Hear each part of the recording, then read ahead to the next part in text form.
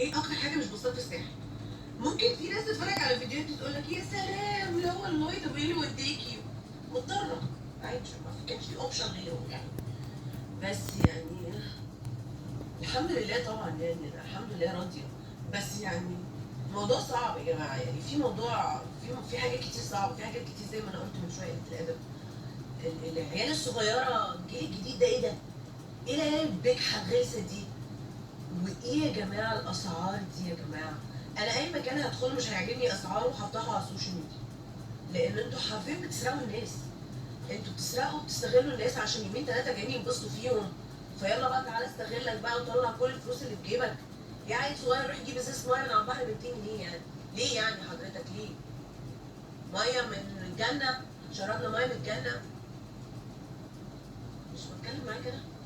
ايه؟ وهنسال كل الناس يعني دلوقتي ايه اكتر حاجه مضايقاك يا رب؟ too much show off. الناس اللي هم النوفوريش دول الياكي اللي هم جايين يفشخروا. Too much. بيبي ده موجود عندنا من زمان. الموضوع ده قديم جدا. هما بيجوا يتفشخروا في الساحل، مع ان ما بشوفش الفشخره دي في القاهره. الموضوع بيبقى بسيط جدا، الناس بتبقى لابسه لبس عادي، ماشيه في عادي، بيتكلموا عادي مع بعض. لكن هنا بيبقى في تحكم.